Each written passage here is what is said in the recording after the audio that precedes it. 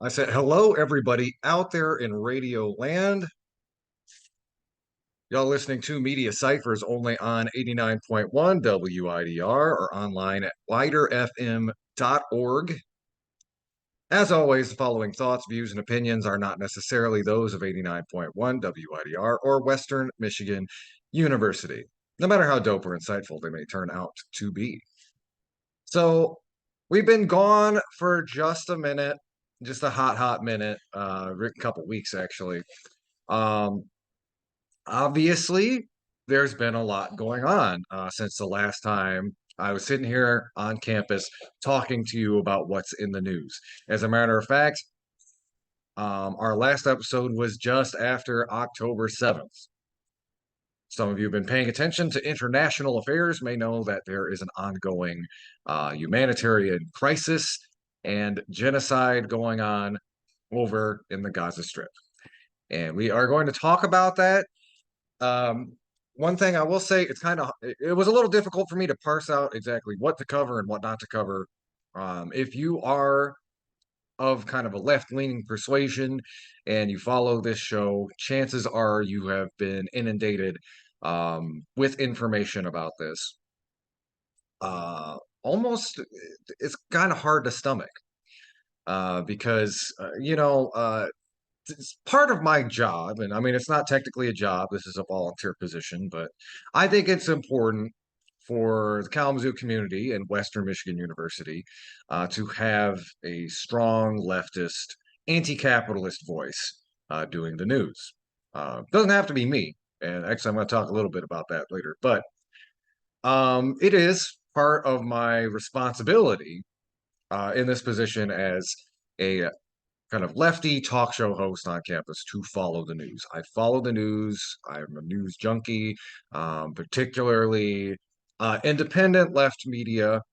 Um, some of my most common sources: Democracy Now!, The Intercept, Truth Out, Left Voice, sometimes the World Socialist website, but they have some weird takes sometimes.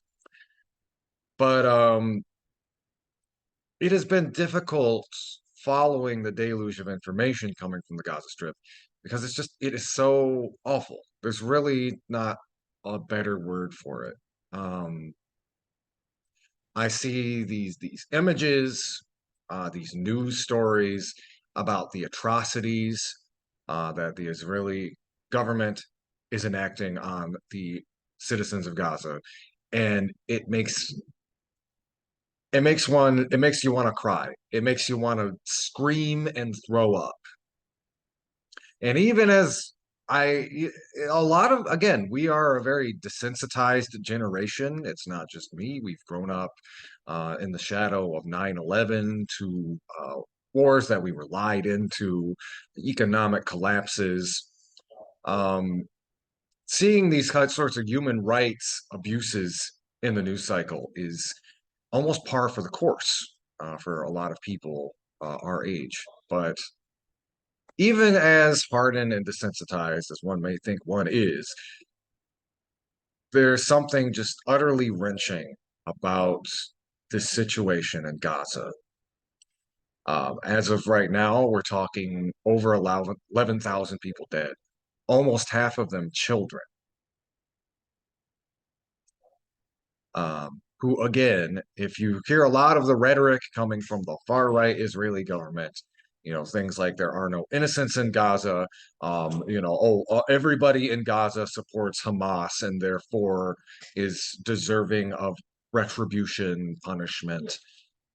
Worth noting, the Gaza Strip has one of the youngest median ages of any part of the world. The average age is 19. Almost half of the population are children. Most of the people, literally, most of the people currently living in Gaza could not even vote in 2006 when Hamas was elected. And what we have been seeing, though, since I last talked to you on October 7th, is we've seen the tide shift a little bit and turn, not as much as one would hope or think, but the center is having a harder time holding. And while we're going to dive more into this issue later in the show, I did want to lead off with a couple of thoughts. Tuning into CNN, I caught an interview because I like to track the mainstream media, and as the tagline of the show is calling out the establishment on its BS. That often means the mainstream capitalist media, and I almost had to do a double take because it was Wolf Blitzer pressing an Israeli official. Wolf Blitzer, who, by the way, used to work for AIPAC, which is the congressional lobbying arm for Israel, basically call out this is Israeli government official on their BS for trying to downplay the catastrophe that they are wreaking on the people of Gaza, essentially saying, hey, did you mean to target this refugee camp? If you knew the refugee camp was full of civilians, why did you bomb it anyway? Like asking real questions. This is not really something I'm used to watching CNN. Something else. A few days later, CBS Morning News is on at my workplace. And while it's sandwiched between these segments that are doing some of the typical tactics we talk about on the show, couching things in neutral terms, trying to obscure things that way, try to make it seems like it's equally bad on both sides. Um, with sandwich in this gut-wrenching segment where they go to the Gaza Strip and they show you point blank the misery and terror that the people of Gaza are living under. Again, this is on CNN, not CNN, CBS, CBS Morning News. And most people in America tune in to drink their morning coffee, and they're presenting some actual truth about what's going on in the ground in Gaza. Now, again, this is not to absolve the mainstream media. Their heart did not grow 3 sizes that day. They are still platforming talking head after talking head that is trying to justify the siege of Gaza, siege in Gaza along lines of self-defense. Which, side note, for those listening at home, this is something if you've talked to your really pro-Israel parents or grandparents this Thanksgiving, it is worth reminding them that technically a government does not have the right to self defense against an occupied territory that they are occupying, which is what the open air apartheid area of Gaza is. It's an occupied zone under the control of the Israeli government. Also, the UN Charter does speak towards the right of oppressed people to self-defense, i.e., the people of Gaza. And what's been really strange kind of watching this unfold because we've been talking about the Israel Palestine conflict for years on our show, typically focusing on the way the US empire really props up Israel. It uses them as kind of an imperial bulwark, outpost, etc. there in the Middle East. And there's a deep history we could go into that, but um, I'll give you some sources later on in the program because there's smarter people have written more extensively about this than I have. Um, but as I was saying, it has been really, I'm gonna say, amazing seeing even some mainstream voices coming around to these harsh truths that we have been spitting on this show for years, about how Gaza is an open air prison, about the historical context, about why Palestinians are so mad. Again, it's colonization. It is the seizure and capture of people's homes and lands and territories. Um, up to and including again, these newscasters who are on these mainstream news outlets who, for a large part, have been very culpable in painting this narrative of Israel good, all Palestinians are bad. And you certainly are seeing a lot of that. There's still a lot of kind of racist Orientalism going on. And I do want to make this side note. So, uh, and with this caveat, I'm not defending Hamas because that always, especially if you're debating with people online, that tends to be their go-to. If you introduce any sort of like nuance above and beyond the boilerplate thing they hear on CNN or MSNBC or Fox News, it's, oh, you must support Hamas then. Well, no, I don't support Hamas. In fact, most of the Palestinians don't support Hamas. Before the October 7th attacks, their popularity, according to polling, was very low. There were actually protests in the Gaza Strip against Hamas for a number of, again, dropping the ball on social issues, that sort of thing. Authoritarianism. There's a great article from Left Voice that kind of goes into a critique of the bourgeois politics of Hamas, rubbing elbows with authoritarian governments in the region, not having any sort of class-based framework for liberation. But what is interesting is this sort of Orientalist narrative, and you've seen some bits of this fall apart. Israel on October 7th was making all of these really audacious claims about Hamas terrorists going in and like cutting babies' heads off with a cutlass, or just doing wanton violence all over the place. Now, is it true that Hamas did uh, execute an attack that and murdered civilians? Yes, absolutely, that is true. Um, but a lot of these accusations of this like cartoon villain barbarism have turned out to not have any actual evidence behind them. And that leads into this Orientalist narrative that we see still so much in the West and so much in Congress. Anybody who is right of center is talking about Palestinians and Gazans as these barbarian hordes that need to be punished or executed or extinguished. And again, in the same week that Michigan's own Rashida Tlaib was censured for saying, from the rivers to the sea, we have people on the Congress floor basically calling for the carpet execution and bombing of people in the Gaza Strip. So just so you know where America really stands on rights and stuff like that. But we have this narrative of these barbarian hordes with probably like Arabian cutlasses, like in the popular imagination, going all around killing babies, men, women, children, and stuff. And I should remind people, and it kind of reminds me of like our own cultural biases, because I have to ask, how is a person with a sword killing somebody somehow more barbaric than using a drone missile? A drone missile, by the way, that is literally designed to tear people apart. There is a particular missile that has been used a lot in this conflict.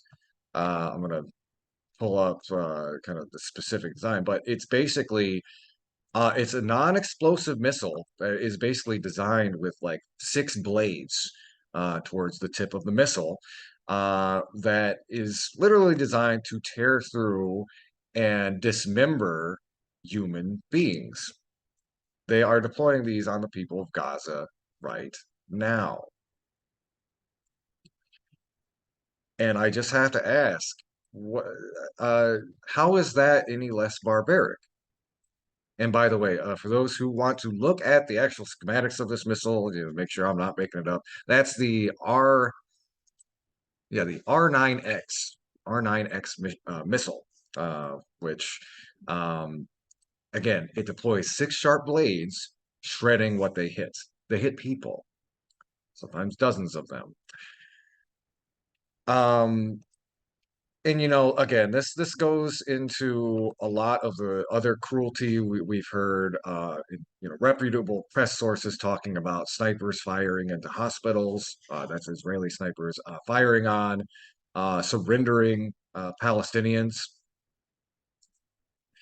Um, and we need to make sure that we are very diligent in reading between the lines in a lot of this state-sponsored propaganda.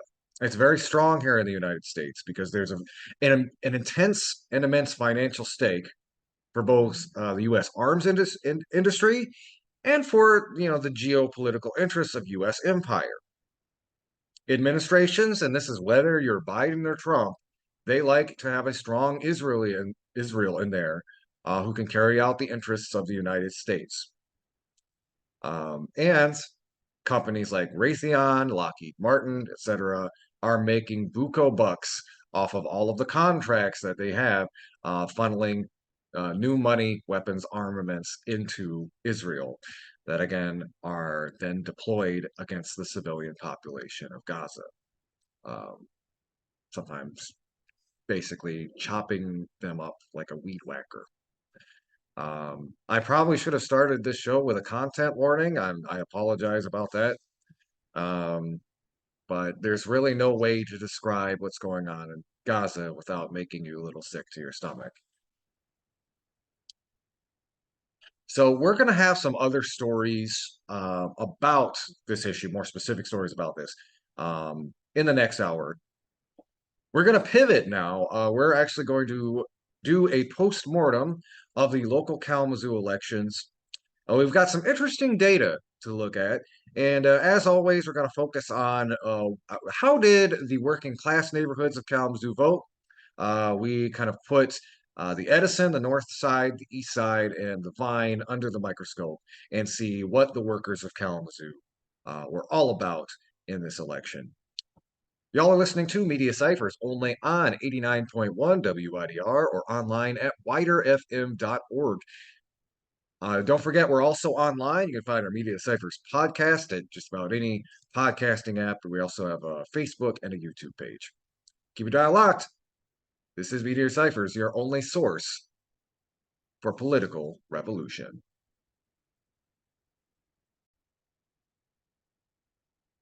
Hello, everybody out there in Radio Land. We are back. This is Media Cyphers only on 89.1 WIDR Kalamazoo. So if you're just joining us, we kind of started off. We've been gone for a minute, and there's certainly been a lot going on since our last episode. And one of the things that's been going on, we just had an election. And I kind of want to start off, if you're a longtime listener of the show, a bit of an apology, honestly. We usually do a much more diligent job doing pre-election coverage here. Because like one of the mandates of our show is we try to bring the same type of scrutiny and analysis you see from left-wing outlets like Left Voice or Democracy Now to a local level. And we kind of dropped the ball on that this year. For my part, I had a very busy October. It was really hard to kind of reach out, coordinate interviews. It was kind of a depressing slate. We'll talk about that in a little bit too. Um, I would say though, as a progressive in Kalamazoo, uh, the selection didn't leave you a ton to get excited about, at least as far as the candidates go. There was one ballot initiative that got people very excited. We'll talk about that in a sec. Um, but if I were to sum up the results of the election in maybe a sentence, it's the status quo holds. And the foundation is still quite quote unquote excellent. Again, that's a sly reference to the Foundation for Excellence, i.e., the administrative apparatus through which a couple of billionaires more or less own the city. We've done more extensive episodes on that. I will link a Foundation for Excellence 101 for those newbies who maybe want to find out more about what I'm talking about. But I digress. Um, Again, this was kind of a meh election if you were hoping for some more progressive champions. We had in the last election round, there's some genuine kind of progressive community organizers who ran and successfully got on the ballot. We had some there too. There was incumbent Esteban Juarez, who, some of you may know, does a lot of great work in our community, Urban Alliance, etc.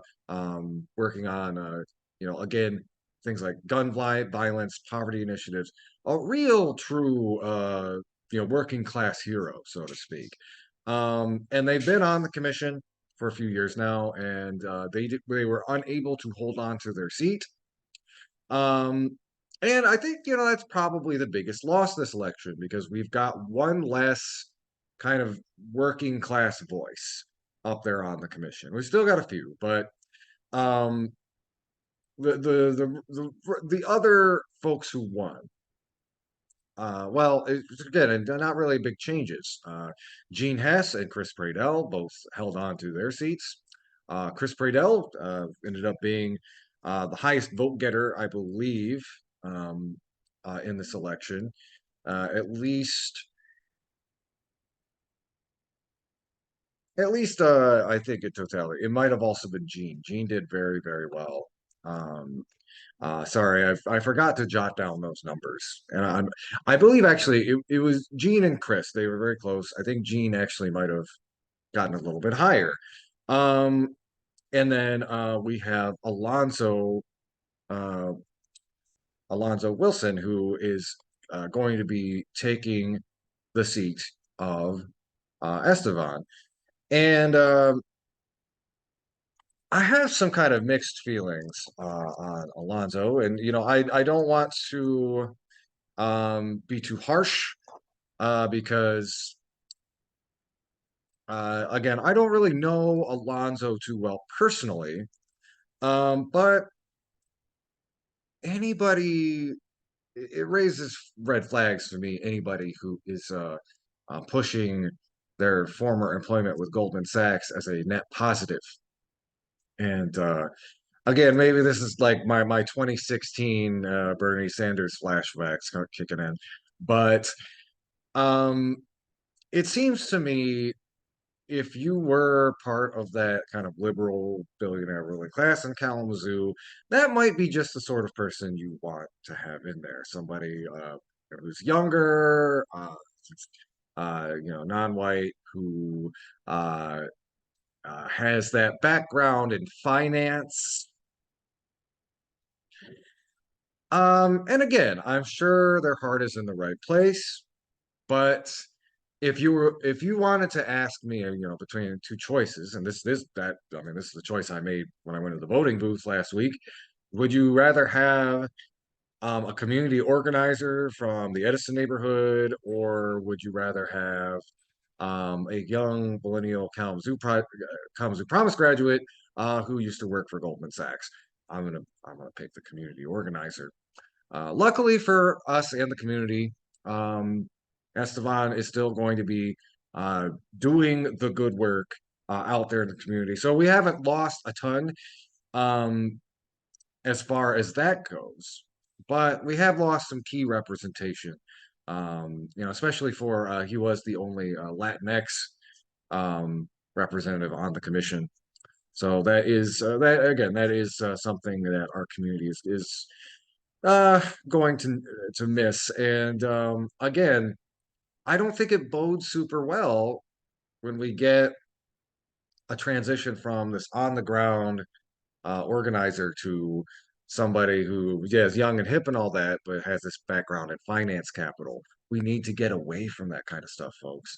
And for what I will say about Chris and Gene, you know, uh, I have a tremendous amount of respect for Chris. He is one of the most competent, um, kind of city officials I've seen in a long time. He can speak at length with really detailed specifics about just about every problem and issue that's going on in Kalamazoo. Um, I also voted for him, and again, his politics really don't align with mine that much, but he is very good at that job, and he deeply, deeply cares about the city of Kalamazoo. Um, that said, I'm fearful that we are now lacking people on our city commission and our city government who have the ambition, the agility, and the creativity And again, that kind of radical fire to deal with the really intense issues that are on the horizon. For one thing, none of the winning candidates during any of their forums brought up Graphic Packaging International. You'll know this is an issue that we have talked on the show at length. Factory on the north side is turning it into a sacrifice zone, giving people adverse health effects, asthma, etc.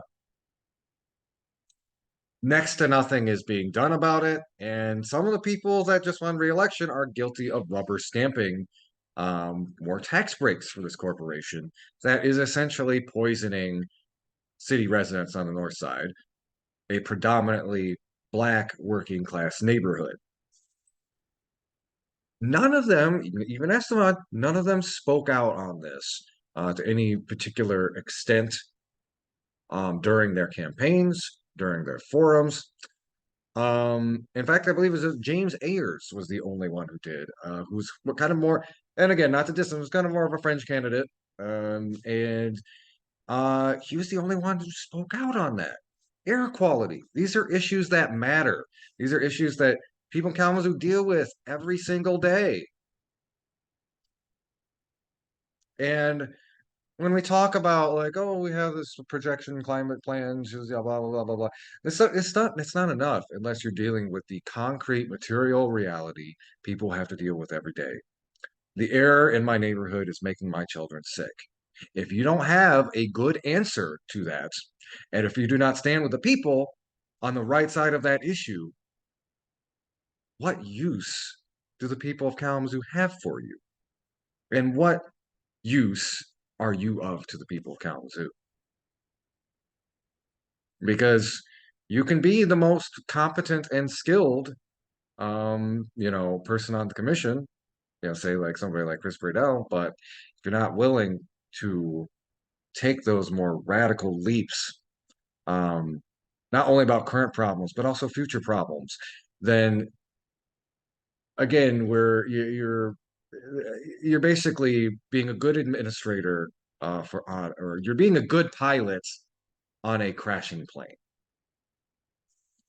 Um, and we have other challenges to look deep into the future. They brought up climate in some of these candidate forums, and nobody really talked about the more existential dimensions of that. I mean, thankfully, people brought up flooding, but something I've thought about and I brought up often, even going back to 2019 when I ran for commission, was nobody's really thinking through the implications of decades out when whole chunks of the global south and even the southern United States are going to become unlivable. Michigan and Southwest Michigan in particular is going to become sort of a Goldilocks zone for much of the rest of the world. And when you gotta have to tie in issues like climate and houselessness, because how we're dealing with houselessness now is how we're going to deal with it in the future when we're going to be dealing with a climate refugee crisis. How is the city of Kalamazoo getting ready for that? Nobody on the city government has an answer to that. I doubt any of them have really been thinking about it that much. So again, if you're particularly progressive and you're looking at the people who uh, are in the city government, it's a little bit demoralizing and bland. Mayor Anderson is still Mayor Anderson, and his only opponent was a hyper conservative, though thorough attorney who I will give him this. He does his research. He poured through city documents to back up his points about, the city streets plan being inadequate or not really listening to enough inputs, that sort of thing.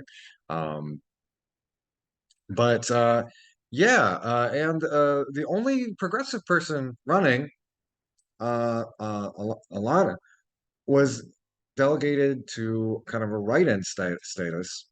And again, they spoke well, but when you're a write-in candidate, you really don't have much of a chance to be frank. And we think back just to the last election cycle, you had somebody like Patrice Griffin, who could have made a very viable run for the mayor's seat. They were thwarted in the 11th hour due to basically a paperwork error with the um, Kalamazoo County Elections Office. Uh, so I'm hoping in come 2 years when we have another election for our local officials, somebody needs to rise to the occasion. Somebody from the working class to fill in. Again, though, some of the people running for re-election are already kind of part of that milieu,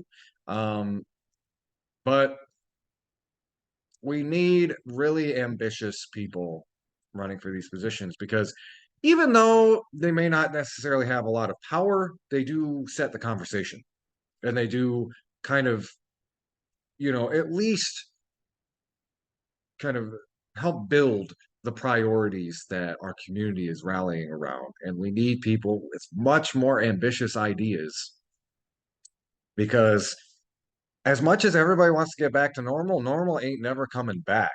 And we need people who can navigate our city, our ship that is through a storm. Because there's storms coming. As I said, Terminator, there's a storm coming soon. Yeah. As especially who knows what's going to happen in the next election. It's looking more and more likely that we might see another President Trump. So yeah, we're going to need a little bit more than the status quo here in Kalamazoo to deal with all that. So this is the really nerdy part where I'm going to share with you some of the combs through the election results. And there's some really interesting data about Kalamazoo's working class neighborhoods that I wanted to share with you. Before we get into that, some of the overall results that I thought were interesting, sorry. Um, so John Allen, as I mentioned, was David's opponent for mayor, very much more in the conservative milieu. It's talking being pro-motorist and pro-police. So if you're a candidate, if you are a Kalamazoo resident who loves back blue and hates bike lanes, John Allen was your man. Um, and he did not do very well. He was the overall results, it was something like a almost an 80 to 20 margin that Anderson beat Allen.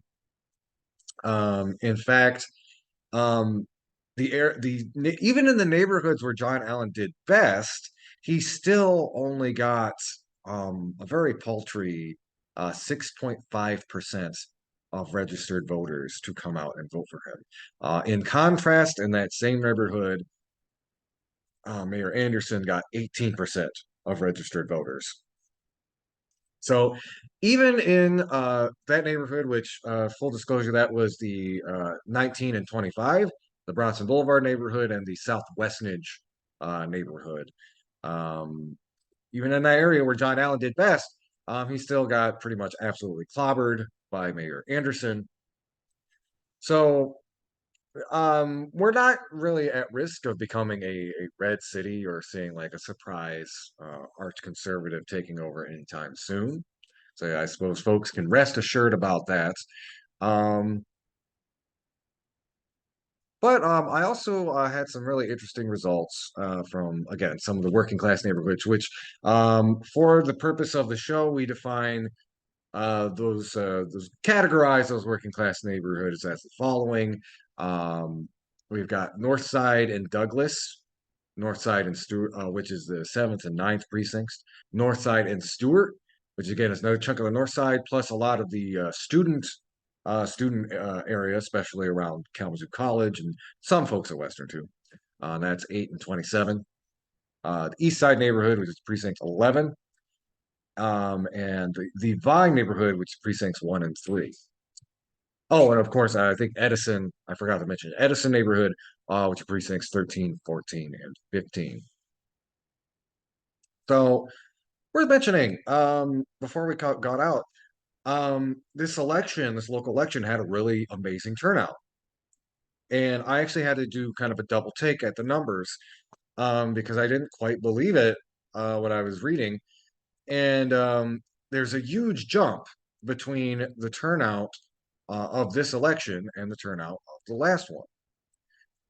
So in the last election we had, which is in 2021, the overall turnout among registered voters was closer to 18%.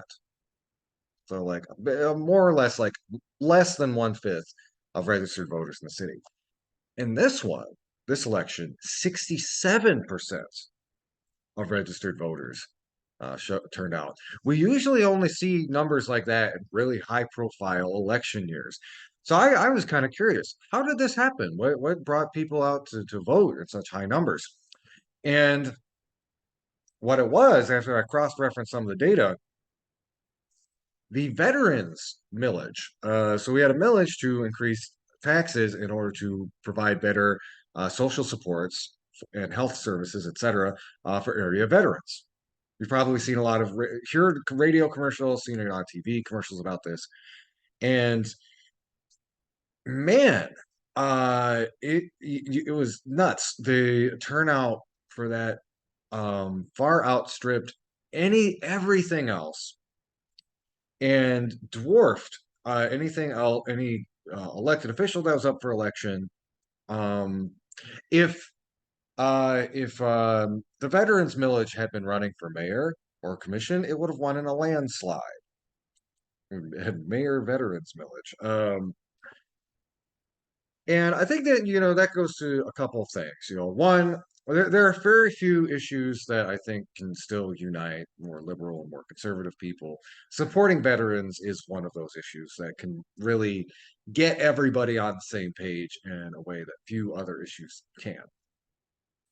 Also, I think it also goes to show that when you have things on the ballot about strengthening social services, that's something that is going to get a much broader excitement and support among the population than, honestly, a lot of politicians who most working class people view, rightfully so, as just kind of agents of the status quo, agents of capitalism, just want to keep the apple cart from getting turned over. Um, but yeah, issues like that drive people to the polls in a way that maybe a slate of not that exciting candidates necessarily does. And I'm saying this as somebody who I thought this was going to be a very low turnout election. And I hadn't even thought about the veterans millage and the way that it was turning people out. And you see this also, this kind of turnout effect with other issues. You have what just happened in Ohio, where they enshrined abortion rights in their constitution, and that ended up providing a very large bump to many of the Democrats running down ballot, um, because it got people who wouldn't otherwise engage in elections to turn out to the polls, and that seems to be very much the case of what just happened here in Kalamazoo last Tuesday. Another thing worth mentioning is there was broad support for the ranked choice voting ballot initiative.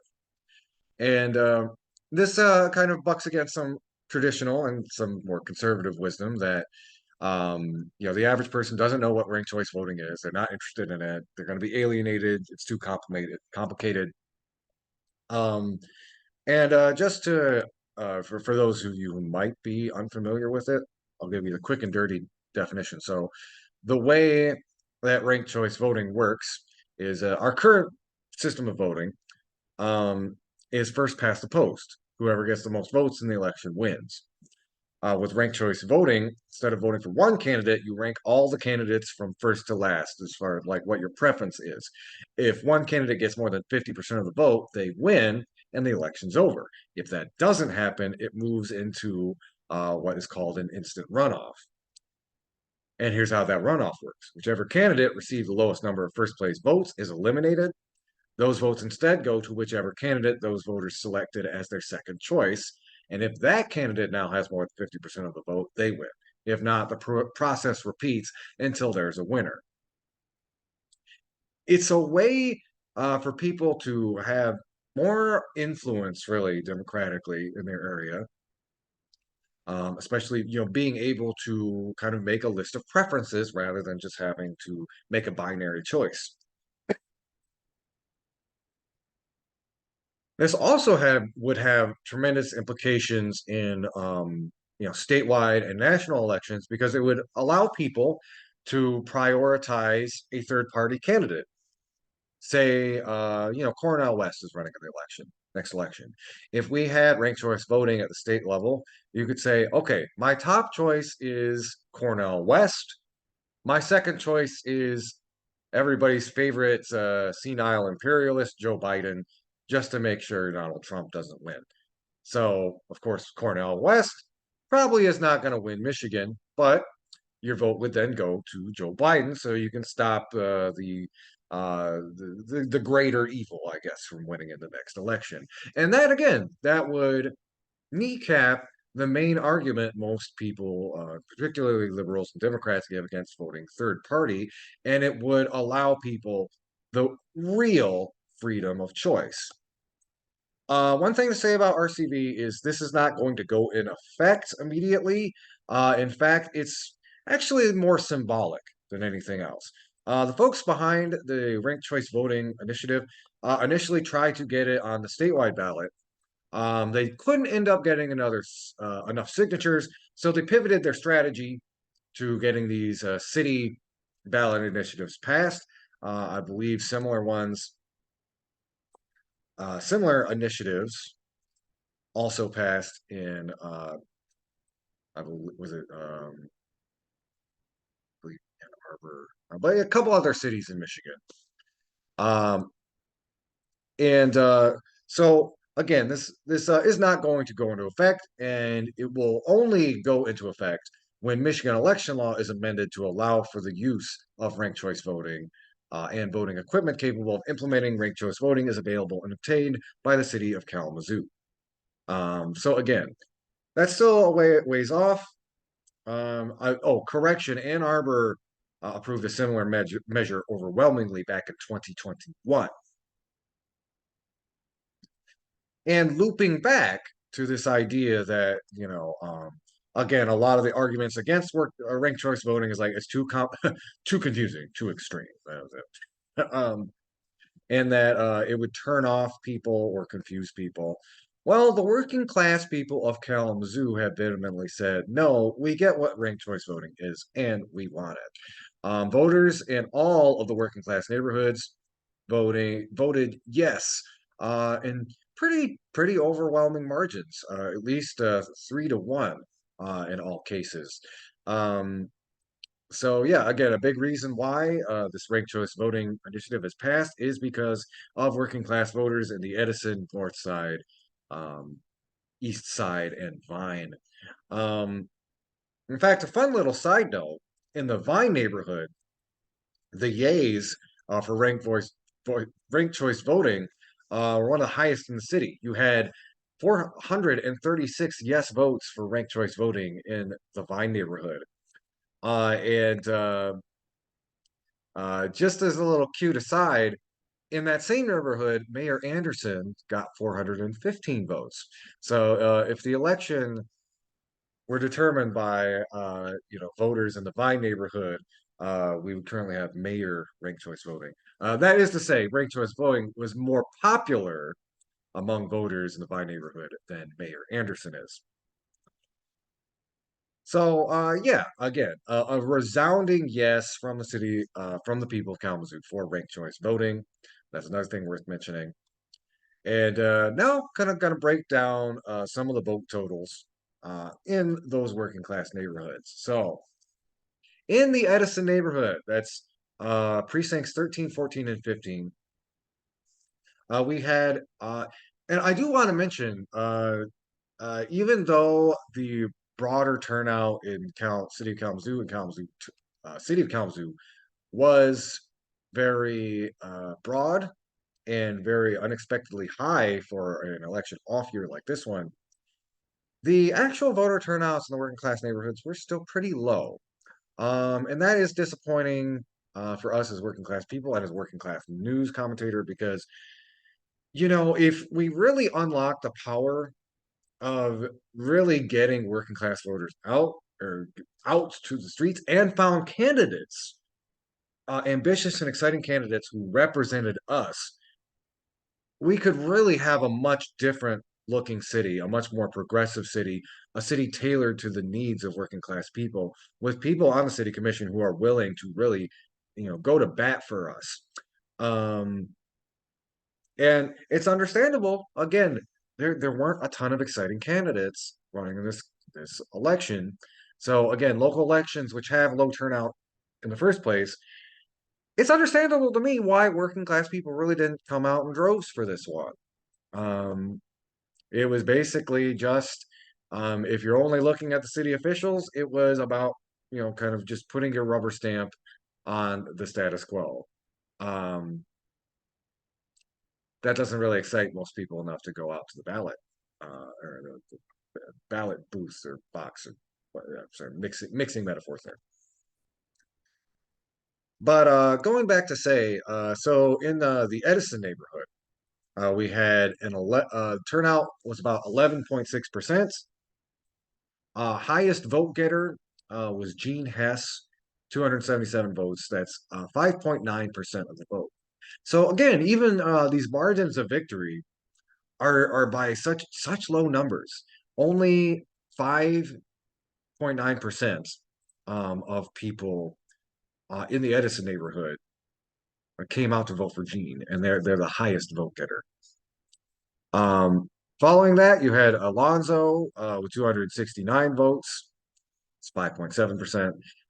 Nearly tied Esteban Juarez, 267 votes, also 5.7%. And then you had Chris Pradell um, tailing with 231 votes, 4.9%. Chris did end up doing very well in some of the more middle class neighborhoods in Kalamazoo. I found that kind of interesting in the data too, where Pradell in uh, two out of the four, no, three out of the four working class neighborhoods uh, ranked number four, but ended up, of course, winning re-election based on vote turnouts from the other neighborhoods.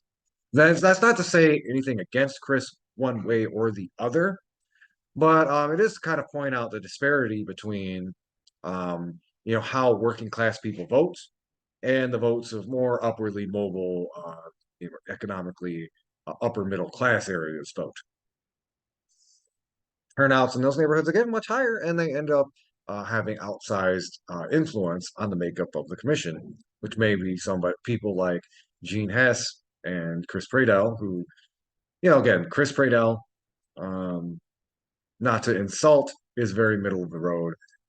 Gene Hess also same, and maybe not quite as polished in their attention to detail, which really bleeds through. If you go back and watch that forum, Chris really knows he's done all his homework on everything. Gene, to her discredit, was mostly kind of speaking in platitudes. So anyway, let's pivot then to the North Side and Douglas neighborhoods. Their turnout was a little higher than in Edison. They had a 14.8% turnout. You had Alonzo leading with 9.8% of voters. That's about 319. So again, much higher margin of victory for Alonzo on the North Side. And again, much higher turnout on the North Side and Douglas neighborhoods. Um, and he ended up taking it with 319 votes. Um, Below him was Gene with 243 votes at 7.5%. Again, that's about a 70 vote disparity, where we don't really see big disparities in a lot of the other neighborhoods like that. So, yeah, Alonzo won real big on the North Side and Douglas. We had Esteban Juarez in third with 6.5% of the votes, and then Pradell in fourth with 6.3%. North Side and Stewart neighborhoods, which again represents a chunk of the North Side and also a lot of student housing for folks who go to K College and Western. Alonzo again led pretty decisively with 7.7% of the vote. Next up was Gene with 6.5%. Chris Bradell in third with 5.8%. And then Esteban Juarez nearly tied. It's like literally a three vote difference, 5.6% of the vote.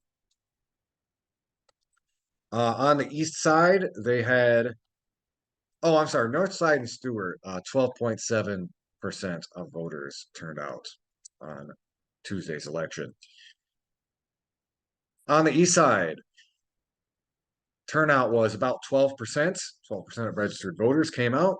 Alonzo also led in the east side with 6.7% of the vote.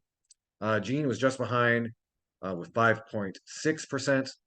Esteban Juarez in third with 4.6% of the vote, and then Chris Pradell in fourth with 4% of the vote. And then last but not least, of course, the Vine neighborhood, which of the working class neighborhoods did have the highest overall turnout. 18% of voters, registered voters, turned out on Tuesday's election. Again, so just to contrast, the Edison neighborhood of the working class neighborhoods had the lowest overall turnout, and then the Vine had the highest overall turnout. But again, these are very low turnouts all around. You're either talking about 1/10 of registered voters, or in the case of Vine, less than 1/5. So again, we could really, those are rookie numbers. We got to bump those numbers up, as the meme says. But in the Vine neighborhood, Chris Pradell was actually topped out in this election at 10.6% of the votes, 321. Alonzo virtually tied with him. It's the difference, 321 votes versus 316 votes. They got 10.39% of the votes. Again, a lot of young students and young working class artists in the Vine, kind of drawn to those younger representatives. Gene Hess got 9.4% of the vote, and then Esteban Juarez tailing in fourth with 6.9% of the vote. So again, I'm actually going to lay out all of that data on our Facebook page if you want to look at some of the data I summarized yourselves. And again, we'll have my other more detailed reflections about the local election. Those will be online, posted up on our YouTube and our podcast later this week. Y'all have been listening to Media Cyphers only on 89.1 WIDR or online at widerfm.org. Stay tuned. We've got more to talk about. Going to be spending most of this next hour talking about the siege of Gaza and how it's been playing out here in Kalamazoo and in the state of Michigan. Keep your dial locked.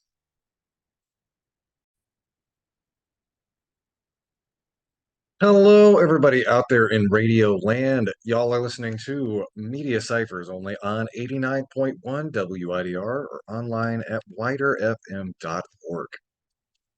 So we're going to pivot and talk more about the siege on Gaza. Again, we've been gone for a couple of weeks. There's going to be again, kind of as we do here on the show.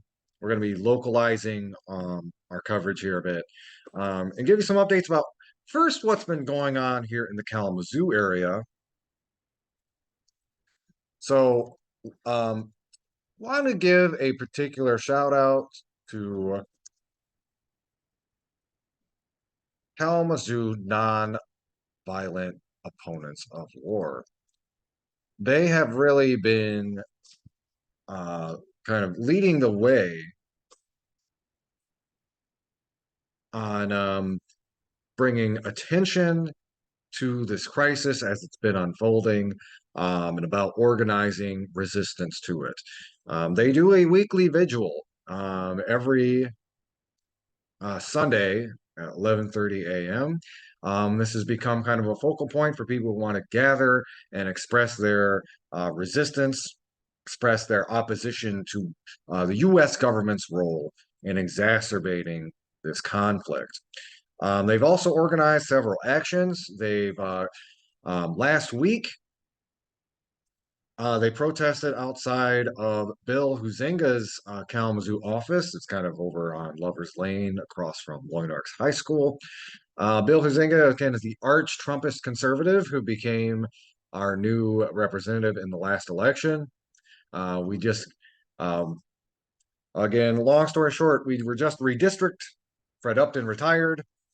And the Democratic Party didn't really put forward any viable candidates. So ostensibly, very liberal, progressive Kalamazoo is represented by a Trumpist arch conservative in Congress. And to the point of uh, he's talked a lot of crap about Representative Rashida Tlaib, basically accusing her of siding with terrorists. Um, and Not only that, but here's his official response to the Tlaib censure resolution. I wholeheartedly reject what Representative Tlaib said regarding the terrorist attack on Israel. However, we cannot pick and choose when the constitutional protections of the First Amendment apply. Representative Tlaib is wrong, and what she said is vile, but the First Amendment permits her to be. Additionally, the resolution to censure Representative Tlaib was flawed and made both legally and factually dubious claims. This includes the wildly inaccurate claim of an insurrection. That did not happen. So again, it's kind of like talking both sides out of your mouth, like rejecting the censure because again, they referred to the insurrection, and he's an insurrection denialist among other things. Again, y'all, elections have consequences. And when the local Democratic Party didn't put anybody forward who could win, this is who represents us now. Um, but anyway, one might ask, what is necessarily the point of trying to lobby somebody who is so thoroughly in the tank of these reactionary politics? Um, I think it's important to respond to that because I think what KNOW organized and is organizing in that respect is valuable and important.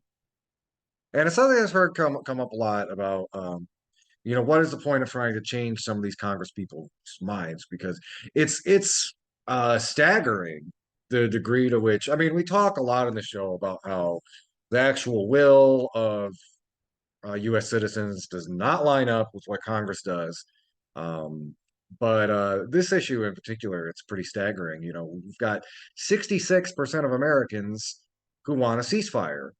And that's 80% of registered Democrats and about 56, a slim majority of registered Republicans.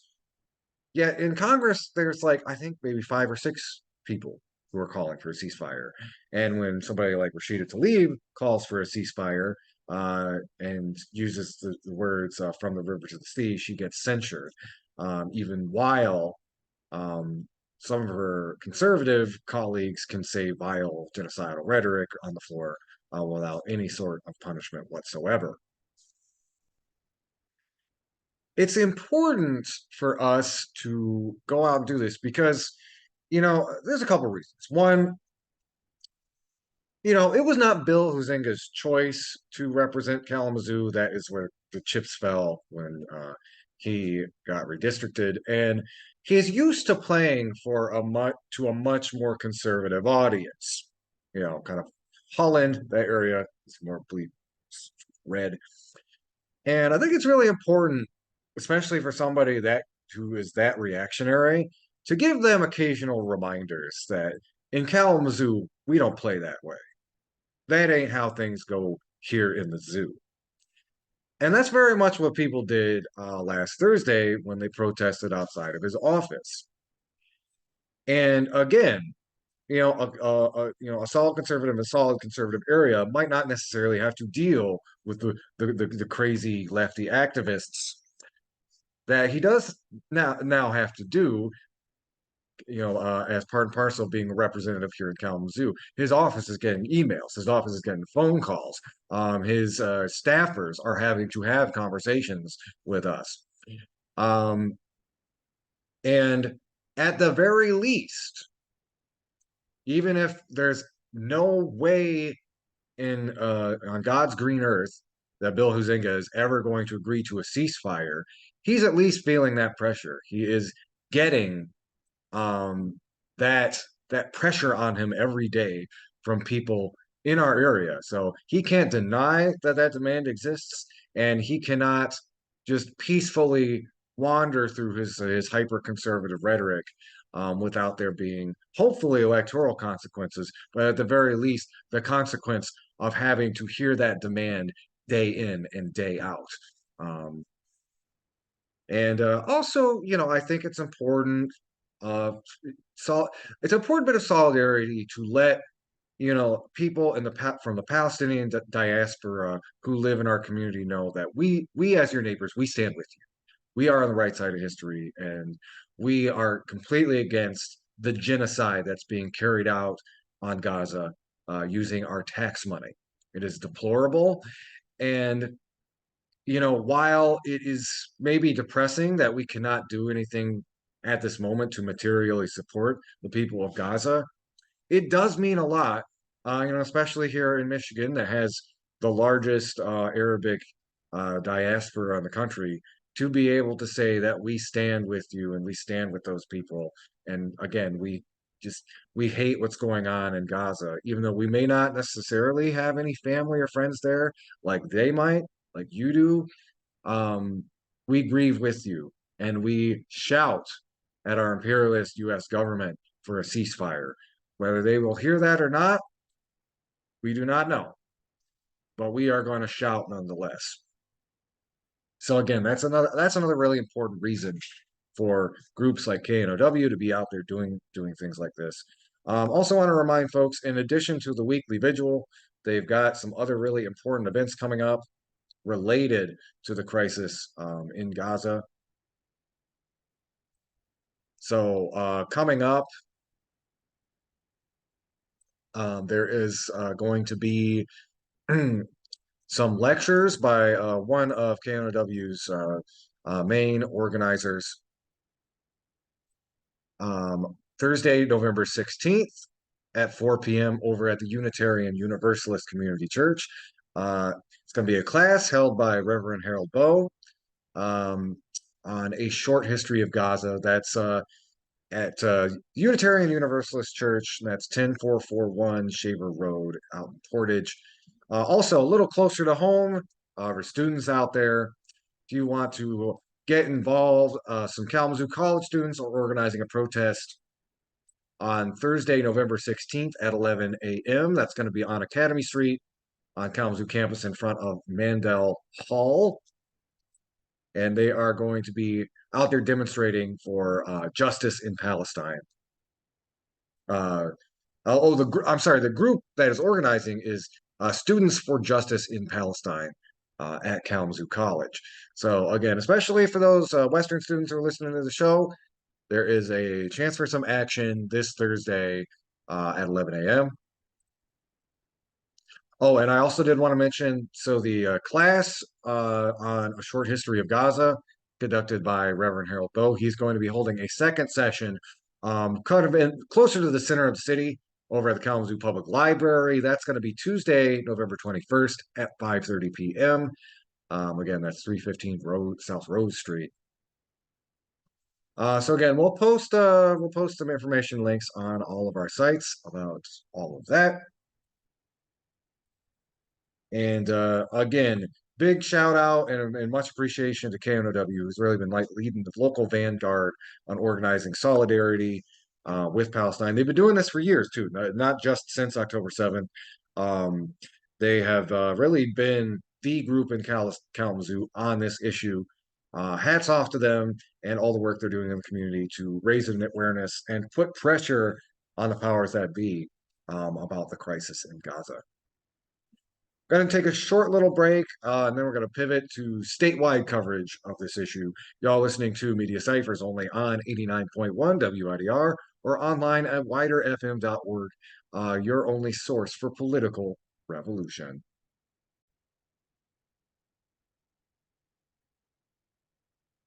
Hello, everybody. You're listening to Media Cyphers only on 89.1 WIDR or online at widerfm.org. So, next piece of this issue I want to talk about, again, we're kind of focusing on, again, the crisis siege in Gaza and what's going on locally here at the city and statewide level. And I wanted to talk about something that happened last week where we've got some progressive on progressive um, nonsense going on here. Michigan Attorney General Dana Nessel. Um, so in response to you know Rashida Tlaib being censured, which most progressive politicians have called out as bad, not good, freedom of speech. Even Bernie Sanders, who I'm actually very critical of for not calling for a ceasefire, was heavily critical of the move to censure Rashida Tlaib, ostensibly for saying the phrase "from the river to the sea." Um, and at this little press conference, Dana Nessel, throwing her colleague Rashida Tlaib under the bus, uh, says that it is offensive and that phrase is inherently anti-Semitic. Nessel went on to say, "This is the slogan of Hamas and one chanted by the same men who slaughtered 1,400 civilians and kidnapped hundreds more. Language matters. Representative Tlaib, the words that you use mean something. The words that you use mean something both to the Jewish people and to those who wish to destroy the Jewish people. Rashida knows this. She just doesn't seem to care." And again, this is like very cutting, very incisive, very biting criticism, not even like a light, I'm calling you in type of thing. I think this is very rich from a politician right now who is railing from their failure to prosecute any of the criminals who poisoned the people of Flint. Next thing you think to do is throw a bunch of shade on a fellow progressive congressperson who is literally getting dogpiled by the worst people on Congress and the country at this moment. Um, and I also want to be very clear. I think Dana Nessel is categorically incorrect about her assertion. Rashida Tlaib, to her credit, didn't back down and responded, "From the river to the sea is an aspirational call for freedom, human rights, and peaceful coexistence." And I did want to point out, and this is another thing that Tlaib said, 71% of Michigan Democrats support a ceasefire in Palestine and Israel, according to a poll released today. My colleagues are much more focused on silencing me, the only Palestinian American voice in Congress, than they are on ending the horrific attacks on civilians in Gaza and the occupied West Bank right now. Instead of attacking me and distorting my words, they should listen to their constituents and call for a ceasefire to save innocent lives. When Nessel, when asked if she is calling for a ceasefire, says, "It's not just that I would rather not weigh in, I really can't. I just don't have enough information based on all of this." You don't have enough information? Okay, let me tell you what. I'm a working class person. I read pretty vigorously. I have enough information to say I demand a ceasefire of my government. The people of Kalamazoo, nonviolent opponents of war, who again are not elected attorneys generals, they have enough information to say we're calling for a ceasefire. What kind of mealy mouth, middle of the road language is that? You're simultaneously gonna bust on your fellow progressive, claiming they're calling for genocide, while you at the same time say you don't have enough information to call for a ceasefire. The information is there. It's not that hard to find. The Israeli government is killing innocent civilians at an unprecedented rate. They have killed more people in 30 days, killed more civilians in Gaza in 30 days than the Russian government has killed Ukrainians during the course of their entire war. You can look that up. The Israeli government has killed more UN officials than in any conflict in history, and within a month. I think that's enough information to call for a ceasefire. And to get really specific about the whole from the river to the sea thing, it is on the eye of the beholder. And they're not wrong that some extremist groups, some anti-Semitic groups, have used the term. But again, that's kind of bad. That is bad faith. Bad actors can co-opt progressive language for their agendas. This is not new. And for most people in the Palestinian liberation struggle, they recognize what that means. It means the land that was stolen from us by the state of Israel should be given back. We should have control over our own lives and our own lands. And again, if you go back to a lot of the more socialistic Palestinian liberation groups, like the People's Front for Liberation of Palestine, it's very explicit that they want a shared socialist state where Arabs and Jews can live in peace. And they again would, say from the river to the sea. And because it has come out of the lips of a terrorist group, suddenly we're not supposed to use it for fear of being anti-Semitic. But I even want to challenge that just a bit because, and again, kind of a front load with this. I do not support Hamas, but in Hamas's own charter, they even say that even in the context of the violence they enact, they are explicitly against the Zionist project. They are not against the Jewish religion per se. So the most you could say, if you're going to tie that phrase to Hamas based on their own rhetoric, they are openly saying, yes, this phrase is anti-Zionist, but it is not against Jewish people. By saying that, you're basically saying that Zionism is Judaism, which is again that's an argument a lot of Zionists want to push forward. That's more convenient for them to say that to be correctly Jewish, you have to be a Zionist.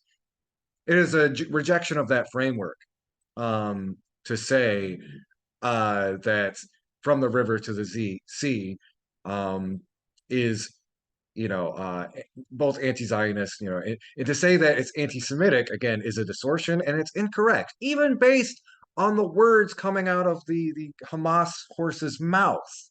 That is incorrect. And I would say I'm definitely on the side to say it is for liberation. It has been used by Palestinians who want the return of their land. It was used in the peaceful demonstrations that the Palestinians did, the Great March of Return back in 2018, which was a non-violent civil demonstration. The Israeli government responded by firing live ammunition on them. Butterfly rounds that were designed to incapacitate and basically burst people's limbs off. There's a great, the Great March of Return and ended up creating a huge number of handicapped and limb, limb amputations for people in Gaza. That was unprecedented. But again, I say this to say and emphasize from the river to the sea, Palestine will be free. That is the crux of that message. That is the message that Attorney General Dana Nessel is intentionally, willfully distorting. They're out of ignorance or to score political points or whatever, or again, probably just not enough information. If she believes it's anti Semitic, that's her right, but she's wrong. She's incorrect. She should go back and do some more homework. On anybody who thinks it's anti-Semitic, you are wrong. I'm sorry. That is the incorrect answer. You need to go back and do your homework and find out what that really means. It is a response to the colonization of the lands of Palestine. And if you think that is anti-Semitic, you are tying Judaism to the project of Zionism, to the state of Israel, which is kind of anti-Semitic in itself. Jewish people are not a monolith. Not all of them agree with the Israeli project. And to do so, I would say is more anti-Semitic than saying that, hey, oppressed people should have their land back. So again, if you want to find out more about this particular story of Dana Nessel throwing Rashida Tlaib under the bus, is exactly what it is. I'm sorry, I was just gonna tell it like it is. I cited some of this from the CBS News article. Michigan AG urges Representative Rashida Tlaib to refrain from language that could incite violence. You can find that article there. I'm gonna pivot now to an article that really kind of deep dives into what happened with Rashida Tlaib. I would also encourage everybody, if you haven't heard it yet, you should listen to Rashida Tlaib's floor speech. It's one of the most powerful things I've heard on the floor of Congress in a while. It's easy to Google it. Rashida Tlaib floor speech. You should be able to find it. But I want to spend this time reading from an article from Left Voice where they kind of dive into kind of the implications and the subtext of what Congress has just done to Rashida Tlaib. And I think, again, this speaks to a lot of us leftists out there who are kind of skeptical of the social democrats' entryist strategy of, running progressive social democrats in the Democratic Party. It's still important to pay attention to what's being done to Rashida Tlaib because of what it says more broadly about U.S. empire and xenophobia. Um, the headline, their article, Rashida Tlaib's censure is an attack on the entire movement for Palestine. It's written by Sue Me, published on November 11th. Late Tuesday evening, in a rushed vote, the House of Representatives voted 234 to 188 to censure Rashida Tlaib, Democratic Congressman woman from Michigan, for her outspoken support for Palestine. Short of an outright expulsion, a censure resolution is the most serious form of formal public admonishment against a member of Congress. Introduced by Republican Representative Rich McCormick of Georgia, the resolution to censure Tlaib, the second in 2 weeks, passed this time after 22 Democrats joined the GOP majority voting yes. 3 Democrats and 1 Republican voted present, while 4 Republicans voted against the resolution on grounds of freedom of speech. Tlaib is only the 26th member in the House's history to be censured. Both to Palestinian immigrants and with families still in the West Bank, Tlaib has long been a vocal critic of the Israeli government's settler, colonial, and apartheid regime, as well as the United States' continued aid to Israel. While still clearly delimiting herself from Hamas's October 7th attack, she has openly criticized the Israeli government's continued siege and bombardment of Gaza, condemning Israel's restriction of essential services like food, water, and electricity into Gaza, and to the murder of over 11,000 Palestinians, the majority of whom were women and children.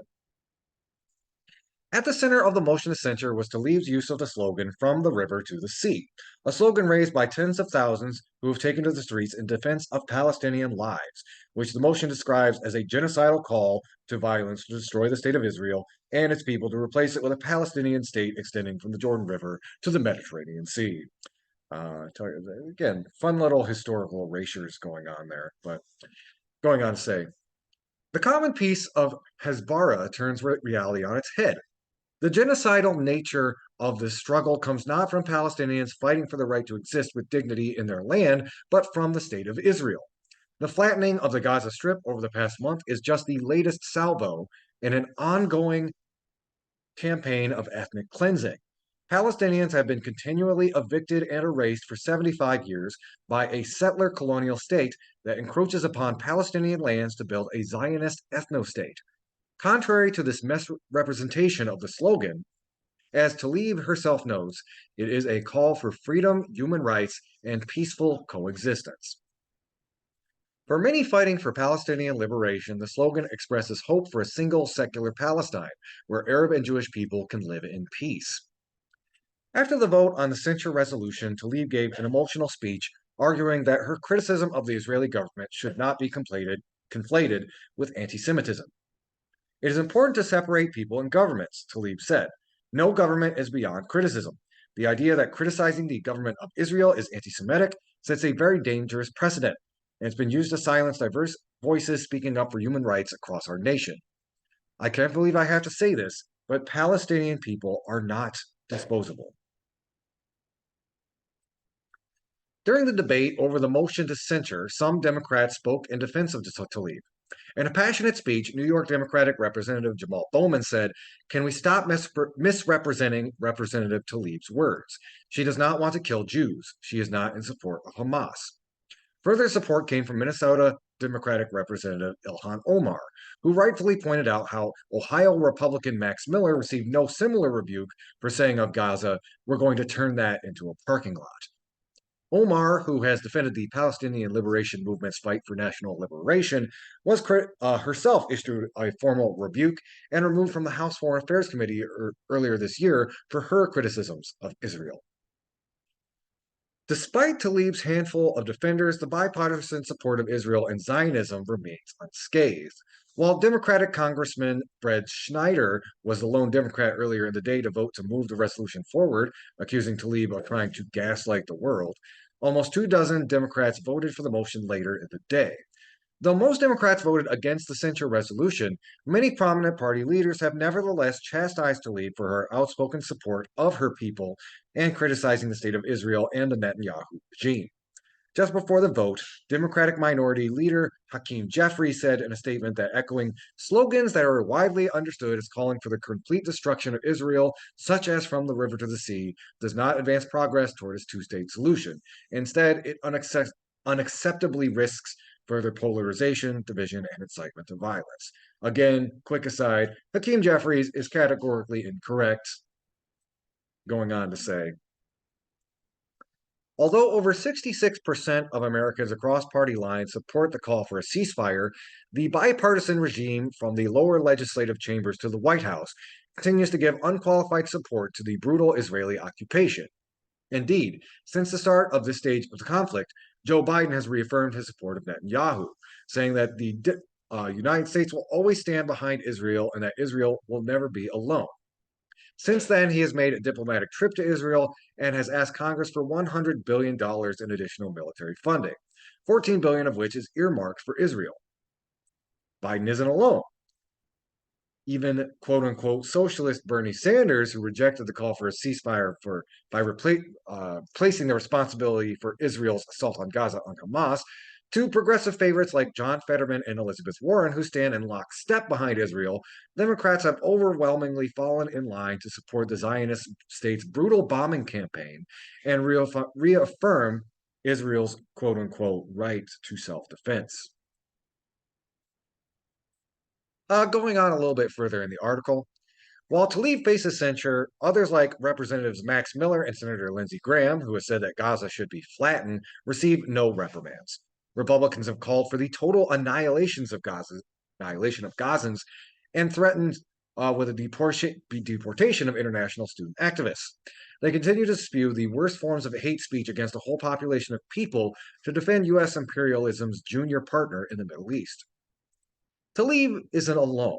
She is part of a host of pro-Palestine voices whose basic democratic right to free expression is under attack for the crime of standing up for Palestine. For weeks, students, activists, and workers from across the U.S. have been doxxed, targeted, and fired.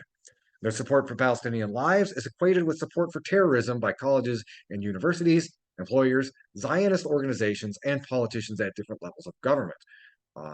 And as an aside, our next article that I'm going to pivot to is about Jewish Voices for Peace, and the Anti-Defamation League has tried to claim that Jewish Voices for Peace, under that logic, also supports terrorism.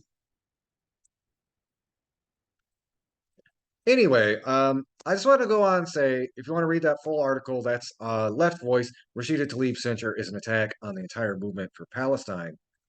And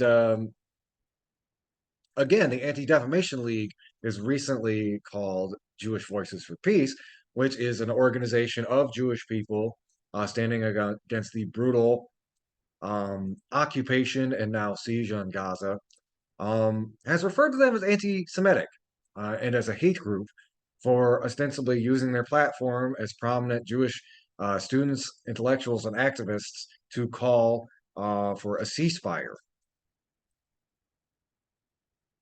There's a great article from The Intercept I'm about to dive into that kind of goes into this in more detail. This is written by Micah Lee. It was also published on November 11th. Anti-Defamation League maps Jewish peace rallies with anti-Semitic attacks. On October 27th, several thousand Jews and their allies shut down the main terminal of Grand Central Station during rush hour in New York City, demanding a ceasefire in Gaza.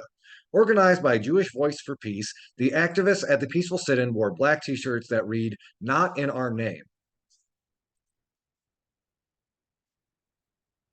The Anti-Defamation League has classified the event and dozens of other protests led by Jewish groups like Jewish Voice for Peace and If Not Now as anti-Israel, according to an analysis by The Intercept, and added them to their database documenting rising anti-Semitism across the U.S.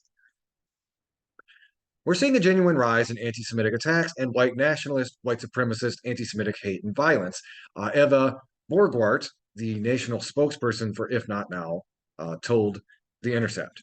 When white nationalism is on the rise, to cheapen the accusation of anti-Semitism by applying it to Palestinian rights advocates, including Jews, is incredibly irresponsible and dangerous. And yeah, to put a fine point on that, we've got a genuine crisis of white nationalist violence and fascism in this country, and try to lump pro-Palestinian activists in with them is not only gross, it also is very dangerous because it distracts vital eyes and resources from the actual crisis of white supremacy, white supremacist terrorism that we have in the United States. Gotta go down real quick. In 2020, over 100 progressive organizations, including the Movement for Black Lives, Democratic Socialists of America, and Center for Constitutional Rights, signed an open letter asking the progressive community to not partner with the Anti-Defamation League because the group has a history and ongoing pattern of attacking social justice movements led by communities of color, queer people, immigrants, Muslims, Arabs, and other marginalized groups, while aligning itself with police, right wing leaders, and perpetrators of state violence. Now, ADL is targeting a new group of people, progressive Jews. Israel's indiscriminate massacre of civilians in Gaza, killing over 10,000 Palestinians so far in the densely populated Gaza strips, including over 4,000 children, has led to the largest anti-war protests in the U.S. since the Iraq War, including a surge of renewed activism from progressive Jewish groups. Israel has bombed Gaza nonstop since the October 7th attack, ordered the relocation of over 1 million civilians, launched a ground invasion, and is blocking food, water, medical supplies, and fuel from making it into Gaza, triggering a humanitarian crisis and leading to what legal scholars call a genocide against Palestinians.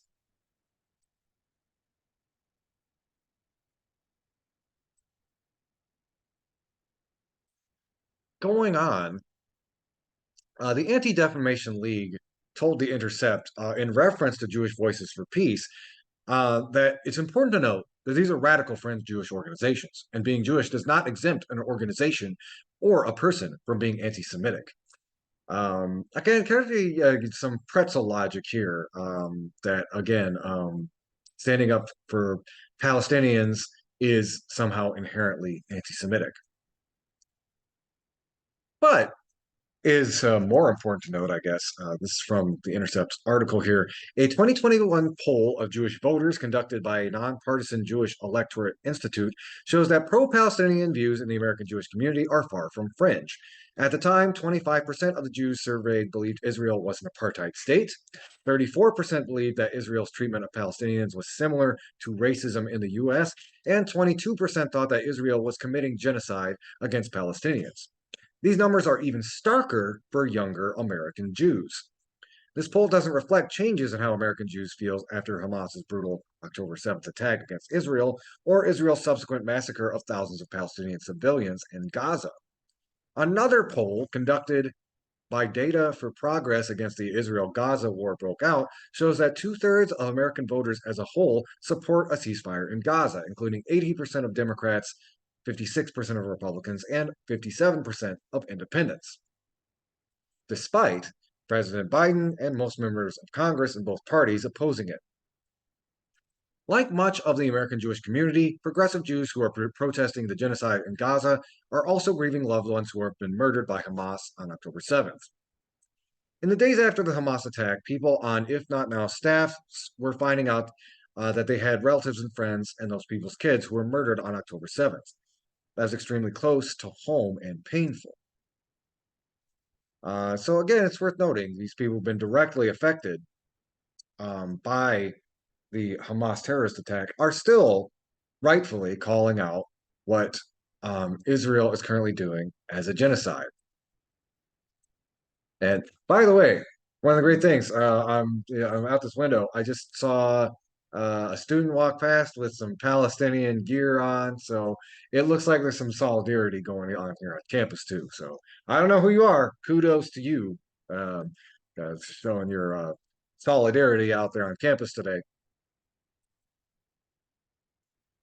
But yeah, what the Intercept goes on to expose in this article is that the ADF or not the ADF, the ADL, Anti-Defamation League, are lumping in these um, anti Israel, anti genocide protests with genuine anti Semitic attacks. And doing so is both bad faith and, again, part of the long history of Zionists and a lot of those Israeli thought leaders who do their best to try to tie criticism of the Israeli government to anti Semitism, which again, I will shout again from the rooftops on the show.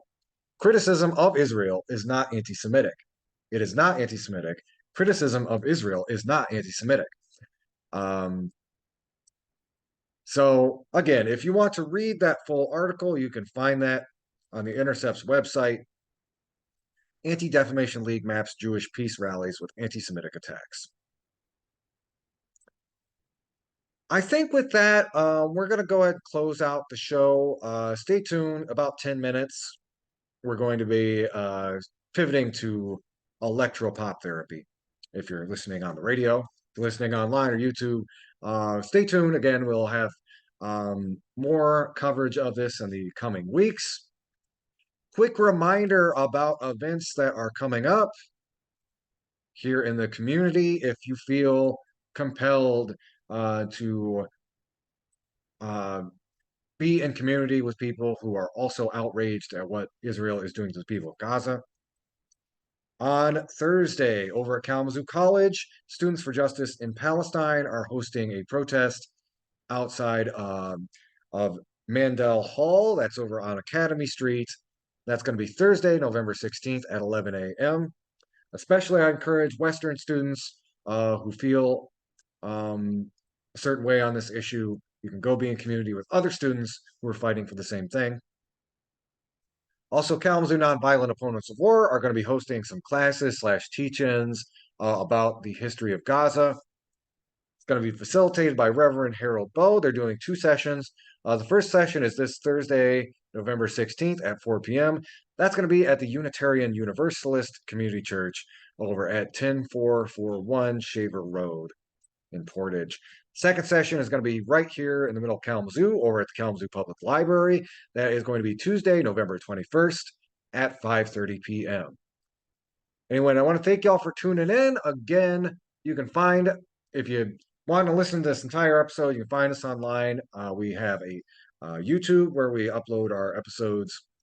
We also have the Meteor Cyphers Kalamazoo podcast. You can find that on most podcasting apps. Again, thanks y'all for tuning in. And until next time, keep on fighting for that revolution solution.